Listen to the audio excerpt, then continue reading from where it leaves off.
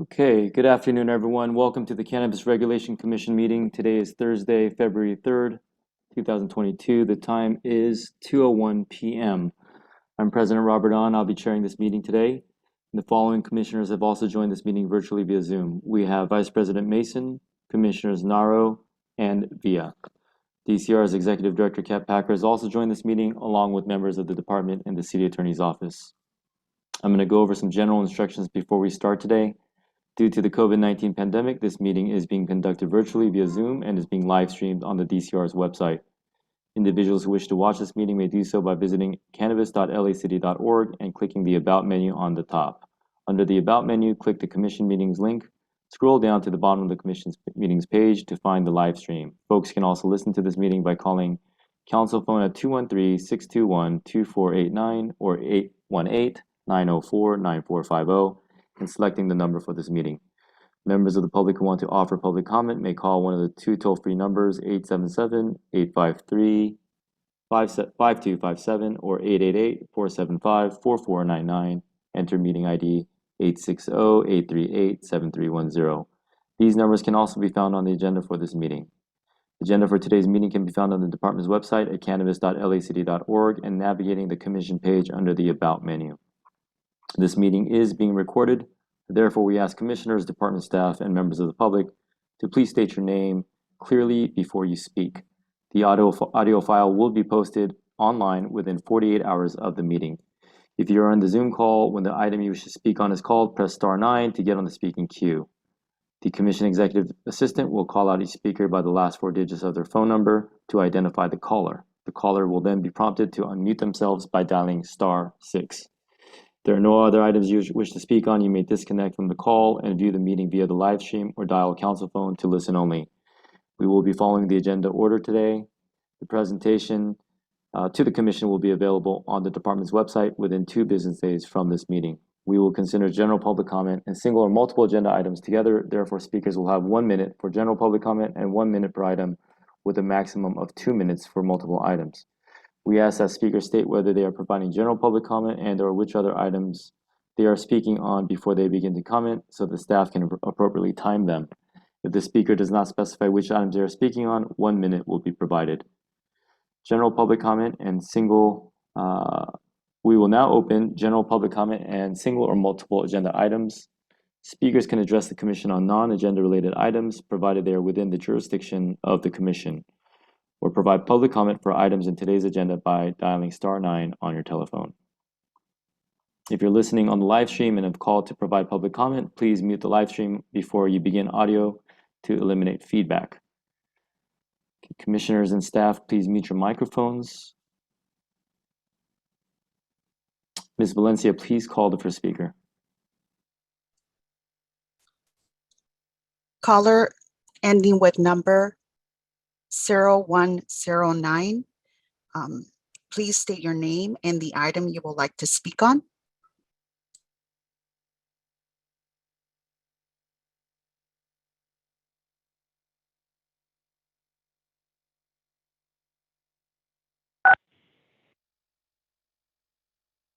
Hello, can you hear me? Yes, we can hear you. Can you please My state name? Go Yes, ahead. my name is Michael Sweeney. My name is Michael Sweeney. I'm the Vice President of the Eagle Rock Neighborhood Council. We had requested time to address the commission about the letter, I believe, that was voted on that we sent to them today, as well as item 3 policy update from the Department of Cannabis Regulation. Okay, no problem. You have 3 minutes. Thank you. Thank you, commissioners. I'm here on behalf of the Eagle Rock Neighborhood Council. We are a relatively small neighborhood, I guess, in Los Angeles. We have about 30,000, a little over 30,000 residents according to the related census. And we have 3 cannabis dispensaries within our city, within the limits of our neighborhood council. That's about 1 for every 10,000 citizens or residents within Eagle Rock. We are affected by undue concentration by virtue of being surrounded on 3 sides by municipalities, including Glendale and Pasadena, that do not have, either in case of Glendale, do not have any state licensed dispensaries, or in case of Pasadena, which only has 2, which means that entire area of Glendale and Pasadena Well, we have one for every 10,000. They have one for every about 167,000. It's because of that overconcentration being driven by the municipal boundaries and the shooting that occurred at York Boulevard, the Green Earth Collective on York Boulevard, that we've sent multiple letters to the city and to DCR asking that at long last, we stop this charade of treating dispensaries different than we treat liquor stores. If we'd had a shooting at a liquor store, LAPD, the LAPD and the city and the planning department CUB guidelines would already have a mechanism by which we could deal with it. We already have public nuisance laws on the book. However, Department of Cannabis Regulation and the current licensing system that we have is trying to create an entire parallel system that lacks both the track record of our existing beverage control system we have, and most importantly, lacks any notification. Not only does the state not require notification for licensees in the way that ABC does, but the fact that the DCR application, the applications of DCR for cannabis businesses in Los Angeles are not tracked on ZEMAS. They are partially available on DCR's website, and there is no notification of the neighborhood councils or of the abutting neighbors. We find this unacceptable, and I'm very concerned that for item 3 for policy update, nothing in DCR's report at all discusses increasing notification and the availability of basic public records to the neighbors. As a result, we believe, and this is clear in the letter that we sent to the commission today, not only is this affecting the neighbors, but this duplication clearly is not working. We asked the commission, and we asked the city, we asked the mayor's office and the city attorney to look at removing these powers from DCR.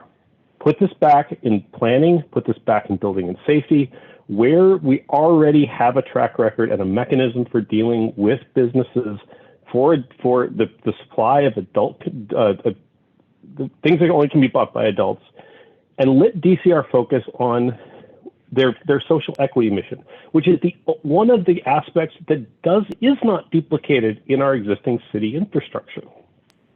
Thank you. Your time is up. Thank you.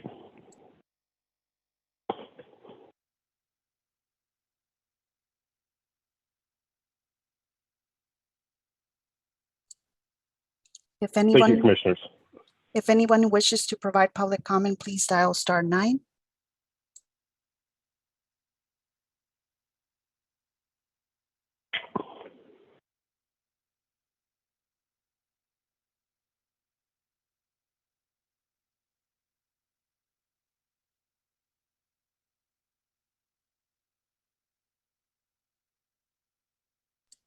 I don't see anybody else with a raised hand. Ms. Valencia, let's give it about another 30 seconds or so. Will do.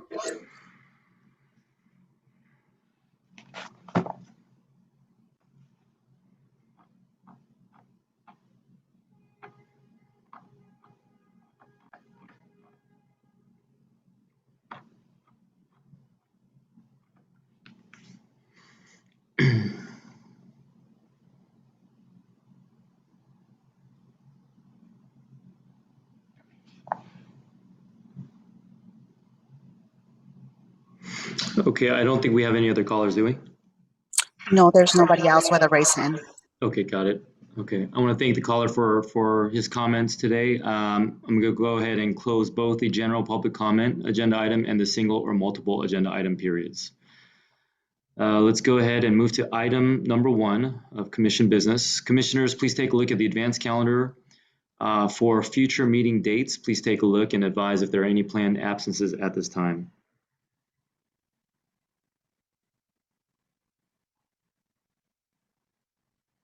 Okay, I don't see any hands raised. Let's go ahead and move on to the approval of the minutes. We were sent the minutes of January 2022 for review. Do I have a motion to approve those minutes? This is Commissioner Villa. I move to approve the minutes as presented. We have a motion from Commissioner Villa. Do I have a second? It's Commissioner Naro, and I second the motion. Thank you. Let's go ahead and take the roll. Commissioner Villa, how do you vote? Aye. Commissioner Nato, how do you vote? Aye. Commissioner, Vice President Mason, how do you vote? Aye. And President On, how do you vote? Aye. So the vote is 4-0 and the motion passes. Thank you. Moving on to commission announcements and updates. Commissioners, do we have any announcements or updates to share?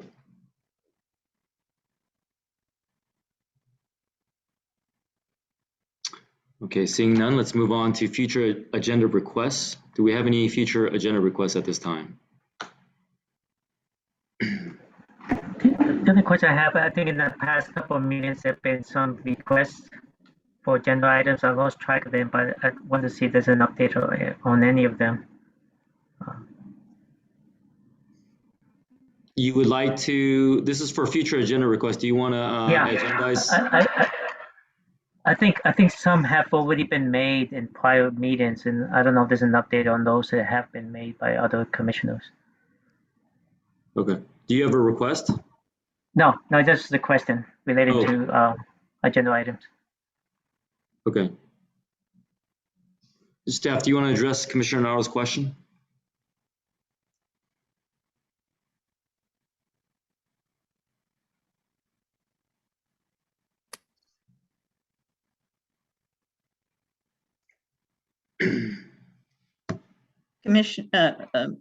President On, I just would refer to the minutes that we just approved, where there was a request for future agenda item by Commissioner Mason that is still outstanding.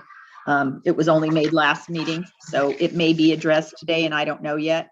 And I had a request prior to that related to the budget and what got approved. And I think that that is still outstanding due to the timing of the submission of the various budgetary documents. So those are the two that I recall are outstanding. Anything else I don't recall. Okay, noted. Yeah, I was referring to those two. Yes, thanks. Are those the two, Commissioner? Yes. Okay. Okay, let's make sure staff, please make note of those comments regarding those two requests. I'll make a note of it. Thank you. I'm sorry, President On, can you repeat those requests again? Yes, Commissioner Villa, would you do the honors? Of course. One is the request that was made last month, which is in the draft minutes that we just approved by Commissioner Mason. And that was a request for an update on the community outreach at a future commission meeting. And so that was pending from the January 20th meeting. But you may be planning to address that today, I don't know.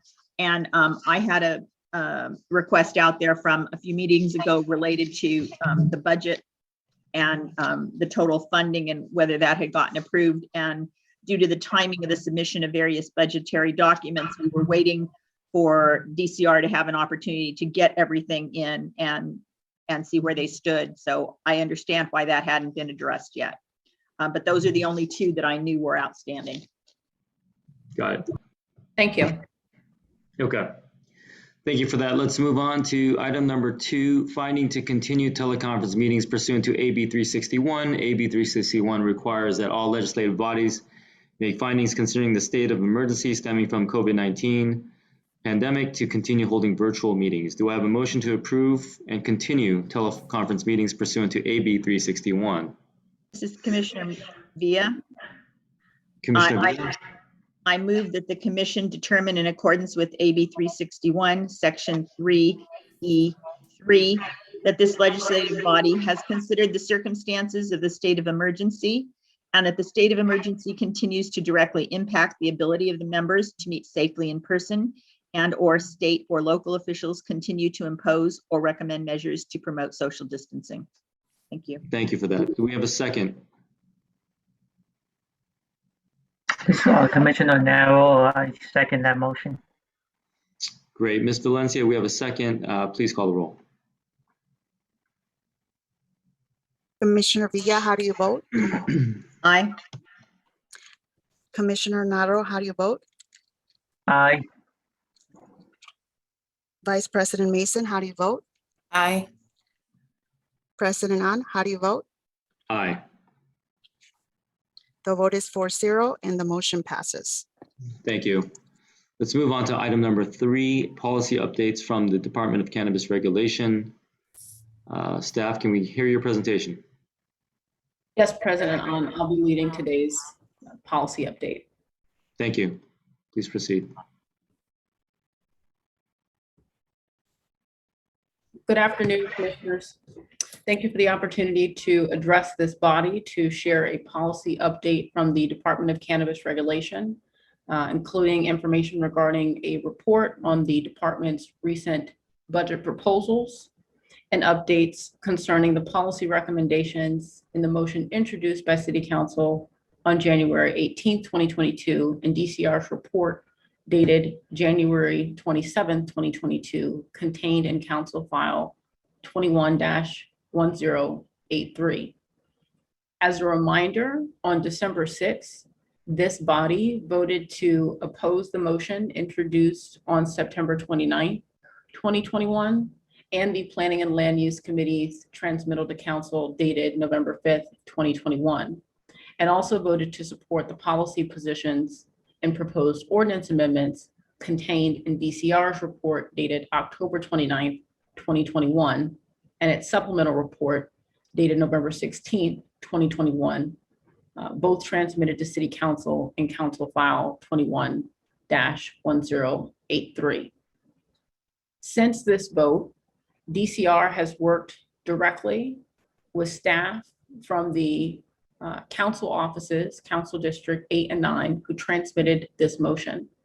I'd like to first start by thanking those staff for taking the time to consider many of the issues raised by stakeholders and the department and this commission as priorities.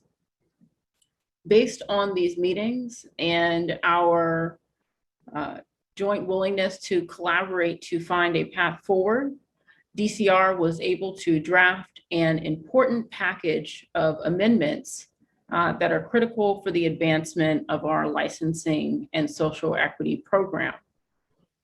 Based on our productive conversations with Council Office 8 and 9, on January 27th, DCR transmitted a report which comprised this package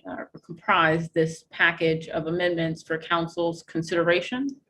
And just earlier this week, our report was approved by the Planning and Land Use Committee. I'd like to, as a part of today's policy update, take time to briefly summarize the report, which should have been shared with this body ahead of the meeting and is available online. Essentially, our report consists of an interim budget request and policy recommendations to amend the motion introduced by Council District 8 and 9 as outlined in our report. The report itself has 2 attachments. The first attachment contains recommendations that we've asked Council to approve. The second attachment contains specific proposed ordinance amendments. It's the department's position that both the interim budget request and our package of policy recommendations are again critical to our advancement of our licensing and social equity program and our efforts to address many of the related concerns raised by policymakers and stakeholders. I want to be able to briefly walk you through our interim budget request this afternoon and also our policy proposals and answer any questions that you may have. There was a conversation earlier about pending agenda items before this committee.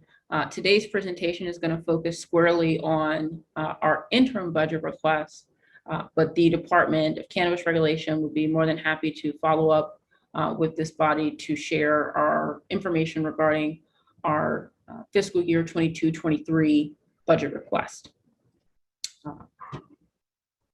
Again, today's presentation will focus on our interim budget request as it exists in the January 27th report.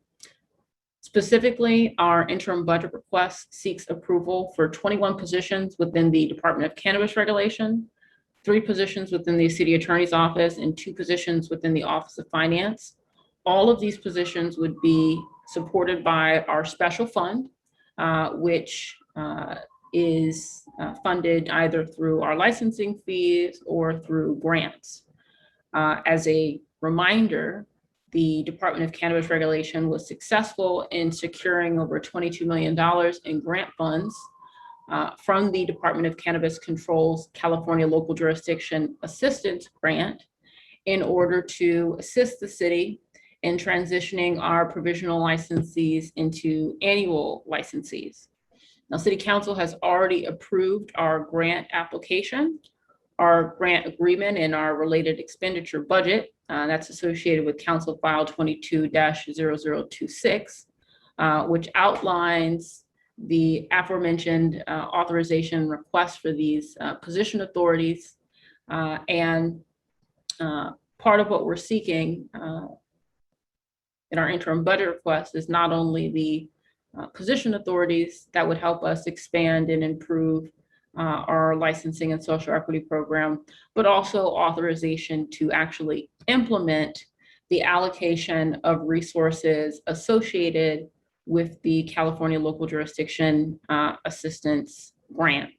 Again, the details of the interim budget request can be found in the attachments of our report, and we'll make ourselves available to answer any specific questions you may have about the interim budget request.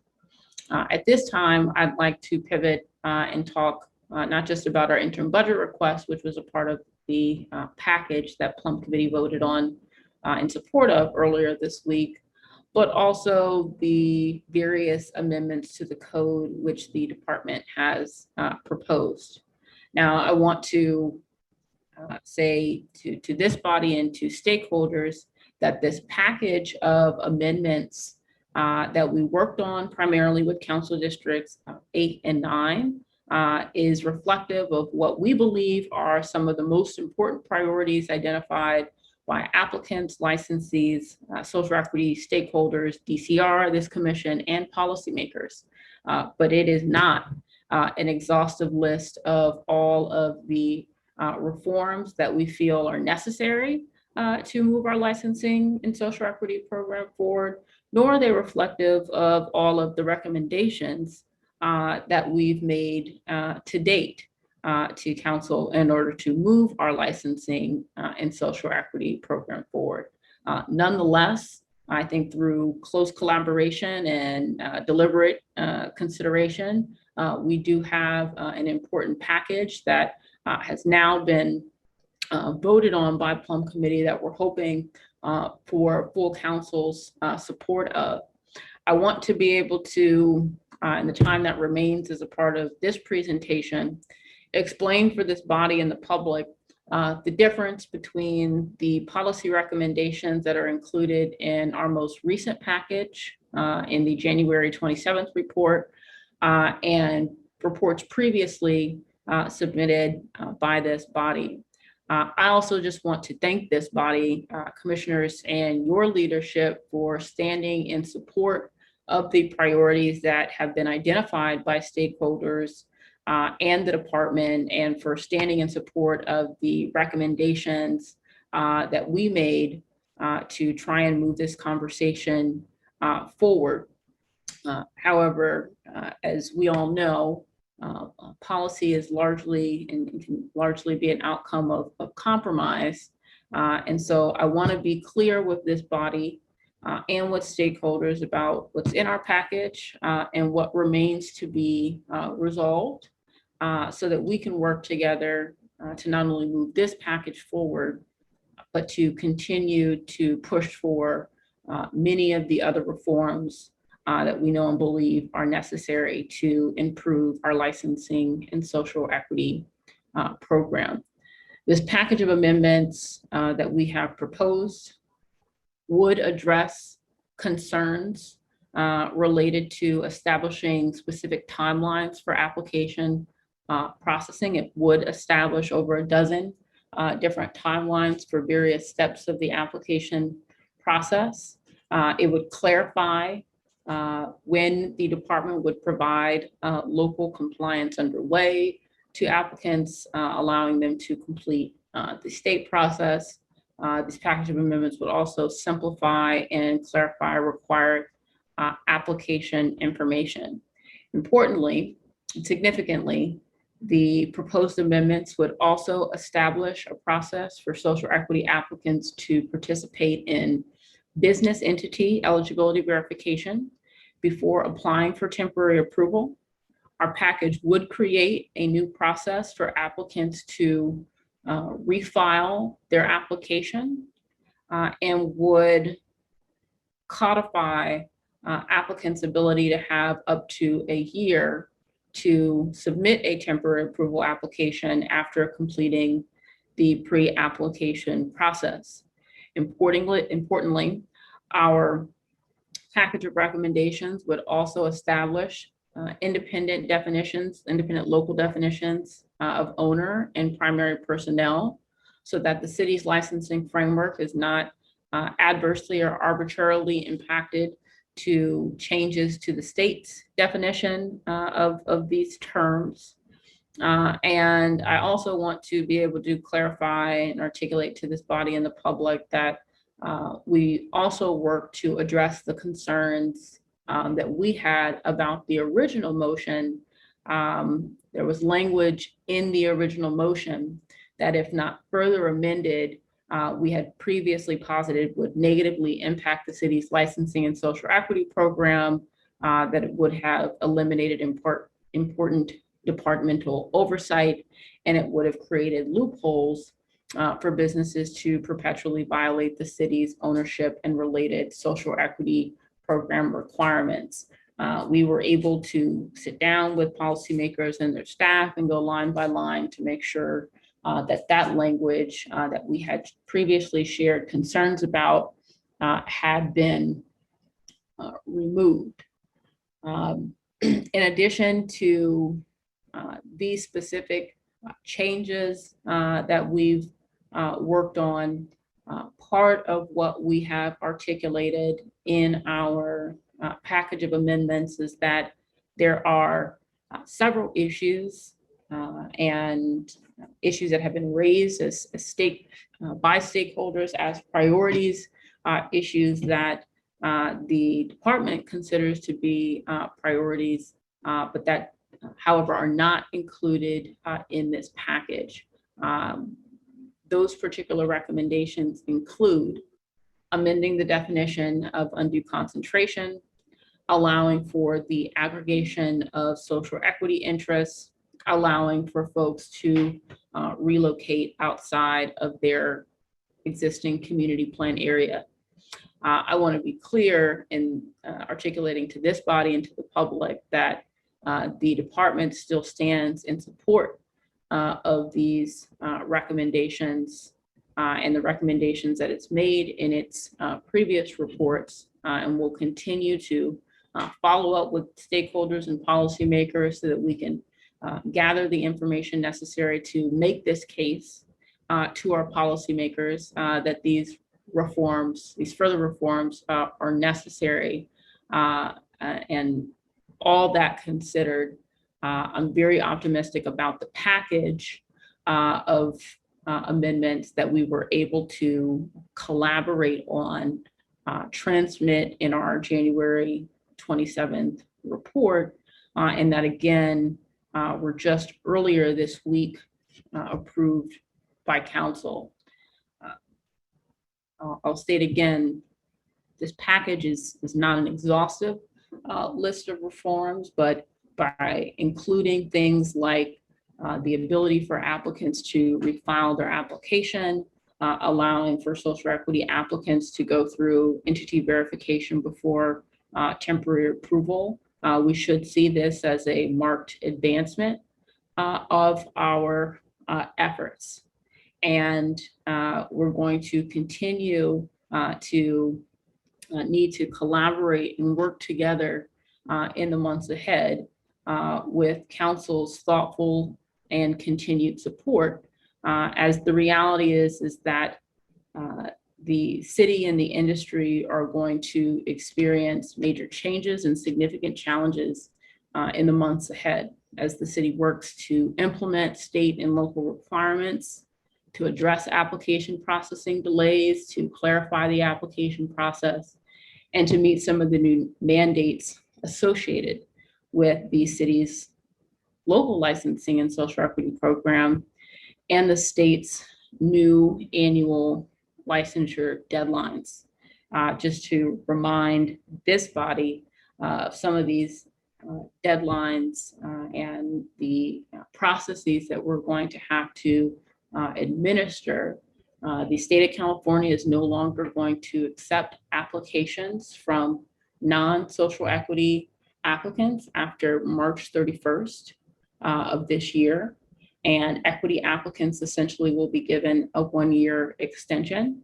On March 31st of 2023, the state will no longer accept provisional applications or applications for provisional licenses from equity applicants. So we have a compelling interest to be able to continue to move applicants through our local temporary approval process, to support them in being able to secure their provisional licenses. But beyond that, the state of California is going to be sunsetting its provisional licensing program in its entirety at the top of 2026. This is going to require the city on an annual basis, in addition to administering our own processes, to make sure that we are giving the applicants and the state what applicants will need in order to continue to renew their provisional licenses.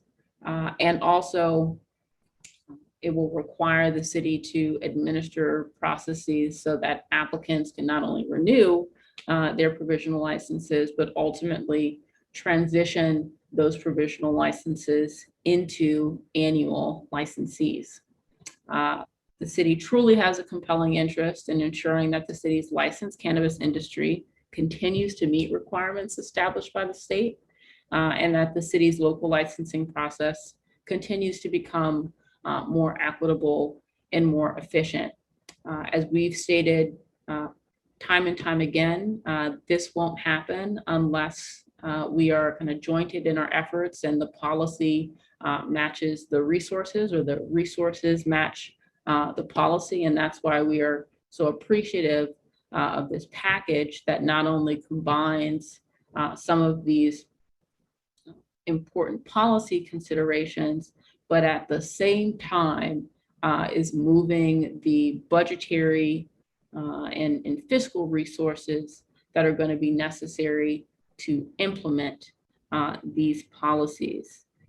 And so we are hopeful and working with the city council so that what was approved just earlier this week in Plum Committee can move forward with the full support of council.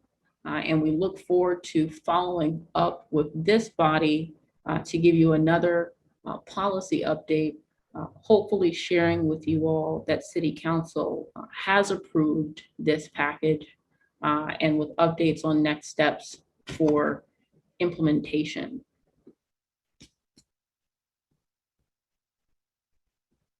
President On, that concludes my policy update for today, but I want to make sure that I or my staff can answer any questions that you or fellow commissioners may have about this particular agenda item. Thank you. Thank you so much for that critical update. At this time, I want to open up the floor to commissioners for questions and deliberations. I see Commissioner Naro, then we'll hear from Commissioner Villa.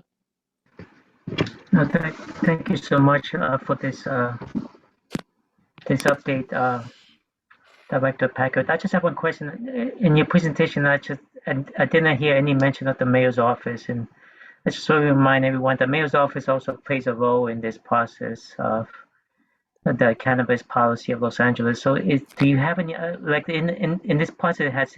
has there been any engagement with the mayor's office as well? Thank you, Commissioner Nor. I appreciate the question. The mayor's office, of course, has a role to play in this effort as we manage to our licensing and social equity program. However, I'd say that most of our conversations have been with the policymakers thus far. It was specifically council offices 8 and 9 who introduced motion to try and speed up the application process. And we had raised concerns that it had these unintended consequences. What we have been in close communication, primarily through our deputy mayor, sharing updates with the mayor's office as we've continued to have those conversations with council offices, letting them know that we had continued to make progress through different conversations. But a lot of the work, to be frank, was done between my staff and staff of those offices. And I appreciate hours and hours going line by line, discussing the impact of these potential proposed amendments. I know that Jason is on the line as well, and so I may kick half of this question over to him. We have been in closer engagement with the policymakers about the policy proposals, but as it relates to the budget process, that is something that we've been engaged with the entire city apparatus, the mayor's office, the city council, the CAO's office. Jason, if you want to, at this time, share what our engagement with the mayor's office has been thus far regarding the budget process and kind of where we are in the budget process, that may be helpful for commissioners. Sure, thank you. Jason Killeen, Assistant Executive Director. So we submitted our budget to the mayor's office and CAO in November of 2021, and they've been looking through the budget request. They were aware that we had submitted a grant proposal and we've been awarded this grant monies.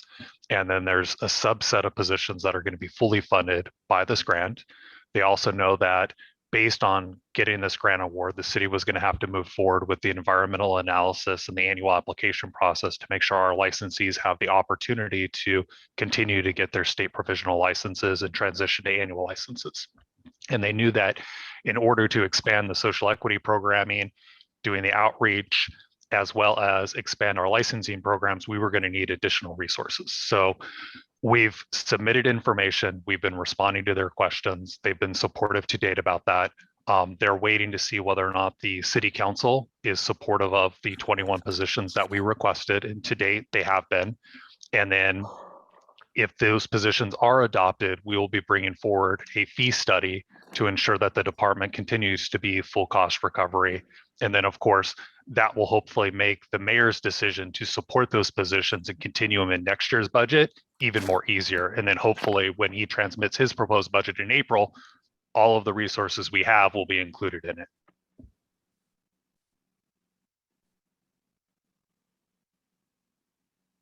Okay, Commissioner Rao, is there any follow-up questions you have? No, thank you both for addressing that question. Thank you. Okay, let's go to Commissioner Villa, followed by Vice President Mason. Thank you very much, Director Packer, for your presentation today. I'm especially grateful that you have committed to follow up as the final budget request goes through, follow up and update us as that process continues. I want to confirm that the package that was approved by a committee of council, which was Plum, not by council, because that is correct, right? Yes, Commissioner Villa, that is correct. It has been approved through Plum Committee, but not through full council. Exactly. In which case, I would like this commission to request a letter of support of the current package be sent to council and have it included in the council file. If we need to do that by motion, and of course the motion was not on this agenda, I would request that that motion be on the February 24th meeting agenda. If, however, we can do it without a motion, then I would request that this commission consider that, President On. Thank you. Okay, thank you. Vice President Mason? Good afternoon. Good afternoon, everyone, and thank you, Director Packer. I want to ask you to revisit what you said about this 2026 statewide elimination of equity applicants and navigating towards or pivoting towards a sole focus on social equity applicants. I have a question, but I want to make sure I understand the direction the state is headed in before I ask my question.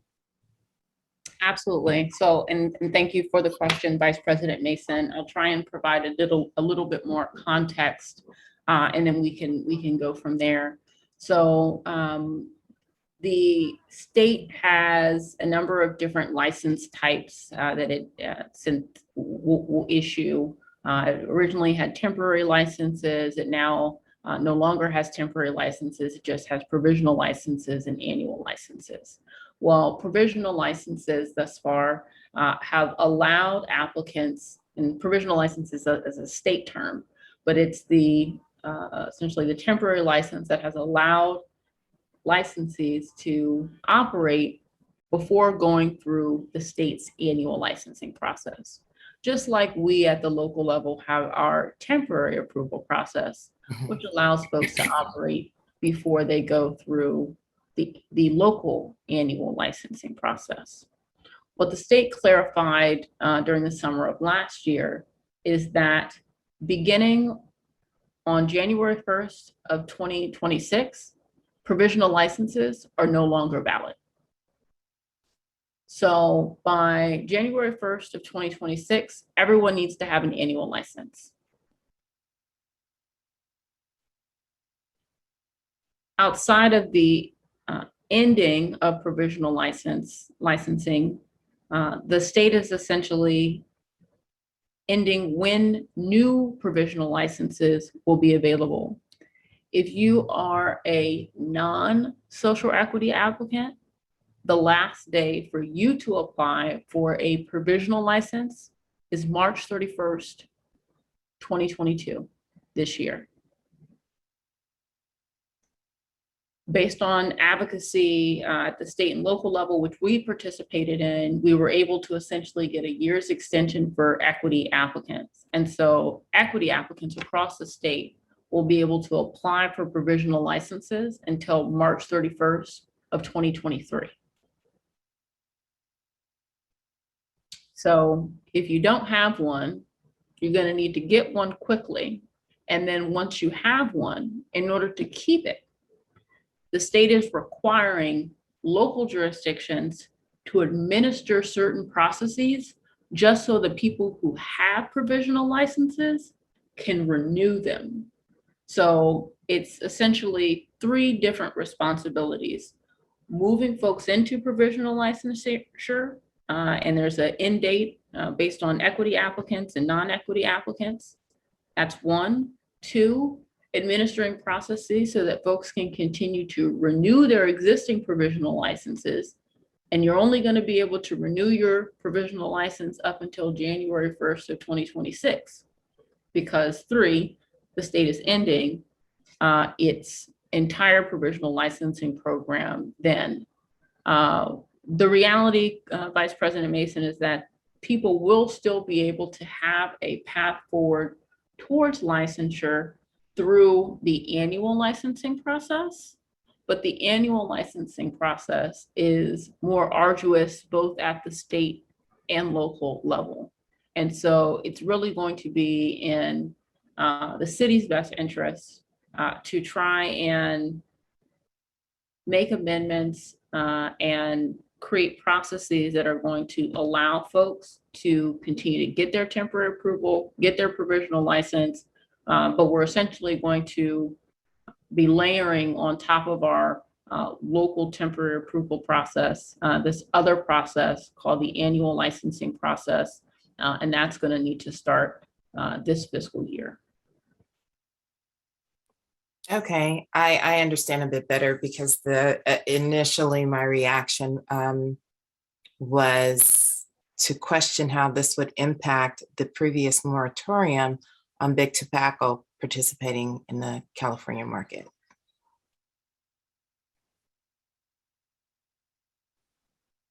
So I may need to follow up with you specifically on that to reference the specific state provision that may have prevented specific ownership. I'm not recalling at the moment, and I don't want to speak inaccurately. So I can follow up with you, Commissioner Mason, on that. But I think what we do know is that significant changes are in store for our applicant. And these requirements are going to be ours to help our applicants navigate through. Our applicants' challenges are our challenges in the space. The city wants to be able to continue to not only receive revenue from our existing pool of operators, but to be able to continue to bring new folks on. You know, I hope and pray that we get an extension. That's my hope, but I know that part of this is the state awarded this money so that they could keep this deadline. And so that's part of the reason why we've been working very intentionally to make sure that our budget and the policy moves at the same time, because even though I hope and pray that we get an extension, we can't bank on that. And so we've got to put these resources to work. Okay, understood. Thank you so much. Okay, thank you for that. Do we have any final questions or comments? We have Commissioner Villa. Yes, thank you. I would like to have a response to my request for a letter of support for the current package. And thank you, Commissioner Villa. I know that our city attorney is on the line. Taylor, if you can opine on whether or not this is an action that can be taken during today's meeting or will need to be agendized for a future meeting, please let us know. Thank you. Sure, absolutely. Taylor Wagner, City Attorney. Yes, Commissioner Villa, I think you're correct. We need to agendize this for a future meeting because the current agenda did not reference any sort of council action. Okay, thank you. Then my request would be that this go on the February 24th meeting agenda, and that if there's a delay, that it be moved to the next available meeting agenda. My second item is that I would just like Director Packer to address to Director Packer is what is going to happen to those reforms that didn't make it into the current package, and what should we as a commission be doing, if anything, to assist or opine on that process, a letter, whatever, how is that going to move forward? Thank you. So, and I thank you, Commissioner Villa. I think it's going to depend on what the specific issue is. And I think we're going to want to work collaboratively with stakeholders and policymakers to try and figure out what the appropriate path forward is. Based on my conversations with policymakers and some of the council offices, it's not so much that folks are completely opposed to some of these reforms, but just want to see kind of specific revisions on the margins. I think that we need to, as a collective body, voice support for flexibility and increase access to resources. I think that there's a lot of ways that we can get to reducing barriers to entry, but it's going to center around making things less restrictive. So I'll give you an example, Commissioner Villa. Many of the challenges that applicants have experienced thus far are related to property requirements and their inability to find compliant property that is affordable. And part of what we've recommended already is that applicants be afforded the ability to move within move outside of their community plan area. Now, this was a permissive move because previously there was a prohibition on folks moving altogether. And what we were able to essentially compromise on the time with policymakers is to say, I know that you have concerns about undue concentration and folks relocating. So what if we just allowed them to relocate within their community plan area? I think that was less restrictive. And so it opened up space for folks. But the reality is based on our feedback from stakeholders, is that that's still a restriction that's causing barriers to entry. But it's not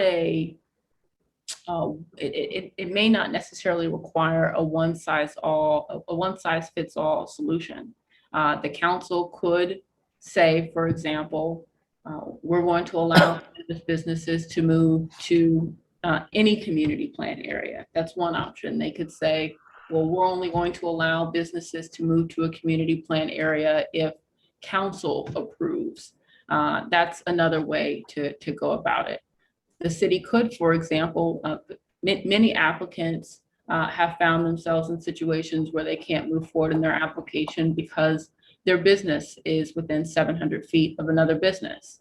That's a policy, an arbitrary policy that we decided. And so the city could say, well, we want to create a process so that we could waive or reduce restrictions between certain businesses. So I think that there are lots of policy options that the city has in terms of how it makes resources and space opportunities more available to applicants. And so I think part of what we're going to have to do, Commissioner Villa, between the department, commission, and stakeholders, is to be able to approach council with options so that we can say, you know, we have this particular challenge. There are a number of different ways that we can go about addressing it. Some are more conservative, some are more liberal, but we need to make some type of progress.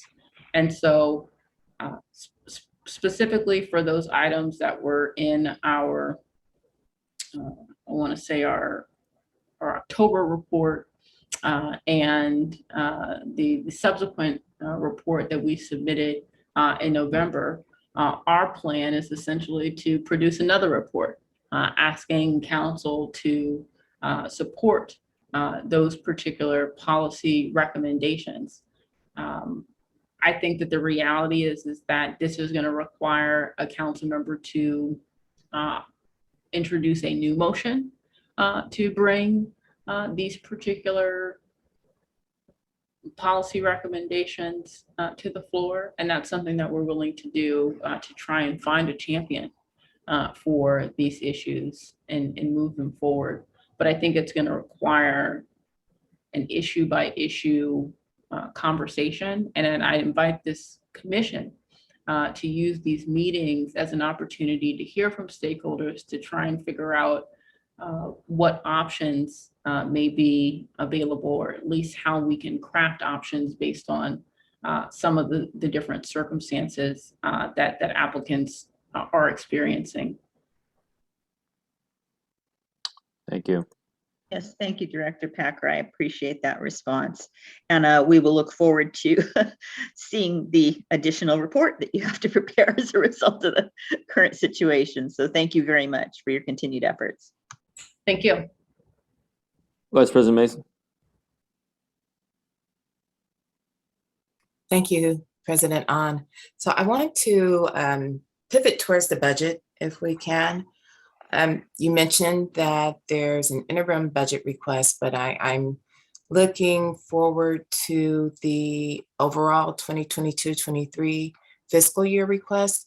Will we see a draft of that request, or will we just see the final budget? Because my understanding is that the spirit of the request for us to review the budget was that it could be interactive between the department and the commission. And today it seems like I heard something a little bit different. And then part two of that is a question directed towards Taylor. Are we able to leave on the agenda as a standing agenda item a letter of support for that budget as presented or as amended so that we're not missing the opportunity to support that when it's presented to us, rather than having to wait until a future meeting to present to compose a letter of support. Hi, Commissioner Mason. Yes, I think that would be possible to include that anytime that the department presents on the budget. Or Okay. is your question whether the commission can just simply vote to support regardless of whether there's a presentation on the budget? No, I just want to make sure that we can submit a letter of support concurrent with the presentation of the budget to us, so that now we're not waiting until the next commission meeting, because we don't always meet twice a month. Sometimes it's once a month, sometimes it's once every other month. So because of the irregularity of our meetings, I don't want us to miss our opportunity to support the budget, the final budget. So I'd like it to be concurrent. Whatever agenda the final budget is presented on, I'd like the letter of support to be agendized with that. Understood. Vice President Mason, so your request is to make it concurrent with the presentation? Absolutely. Okay.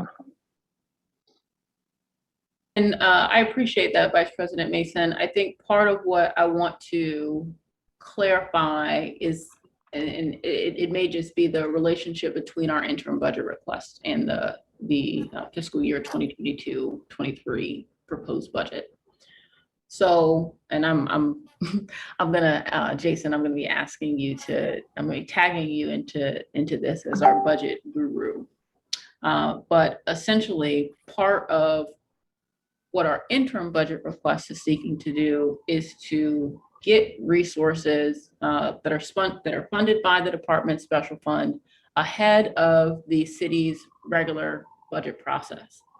Ultimately, what our budget request does, Vice President Mason, is it assumes that everything that we requested in our interim budget request was authorized. And essentially what we're asking for in our fiscal year 2022-23 budget is a continuation of resources that we've had in previous years, plus those additional resources that we're asking for in the interim budget request. The only difference, Commissioner Mason, and I believe that we have previewed this for this body, but I'm sure we haven't gone into detail, is that we have asked for, and this is not in the interim budget request, this is a part of the 2022-23 budget, we are asking the city to make a significant investment in our efforts related to our licensing program and enforcement against unlicensed commercial cannabis activity. So we've made a bold $20 million ask of the city to fund both the city's enforcement against unlicensed commercial cannabis activity and the expansion of our social equity program. Kind of delineated, we're asking for 10 million for enforcement and 10 million for the social equity program. We have recommended, and this is consistent with recommendations that we've made for a while now to this body and to city leadership, is that we'd like to see the department take a more central role in coordinating the city's enforcement related strategies and are asking the city to create an enforcement fund that the department would be responsible for administering, that would essentially allow agencies like DWP, fire department, building and safety, who are participating in enforcement related activities, to essentially draw down from a fund that we would manage in order to coordinate enforcement actions across the city. So we can absolutely do a more detailed explanation and presentation of that particular request. But in summary, that is our request: a continuation of existing resources plus the resources that we're requesting in the interim budget request, plus programmatic dollars to support the city's enforcement strategy and the expansion of our efforts and mission as it relates to our social equity program. Okay, so then essentially we should be agendizing two different letters of support, one for the interim and one for the final submission. Yes, and Vice President Mason, because the package that we just recently submitted to Plum has a combination of our interim budget request and the policy proposals, I'd recommend that if we're going to take up, I'd ask, if this body is going to take up at the next commission meeting, voting in support of our policy proposals, that may be the time to simply vote in support of the package, which includes our interim budget request, plus the draft amendments that we put together. And then at a future meeting, I'd be asking this body to take a vote on our 2022-23 budget. Vice President Mason, what do you think about that suggestion? I'm in favor of it. I am. Mm-hmm. Okay, well, let's make note of that and let's proceed on that basis. Thank you. Thank you both. Okay. Yeah, like the budget, it's critical that we as a department get those proper resources in place, especially as we're talking about expanding programs and in particular for undertaking more of the enforcement. But it can't be done without the proper resources. So certainly this requires extra attention and vigilance. Last call for any other comments or questions, commissioners? None? Okay. With that, I'm going to go ahead and adjourn today's meeting. I want to thank all the staff for your preparation for today's meeting. The time now is 3:03. This meeting is adjourned.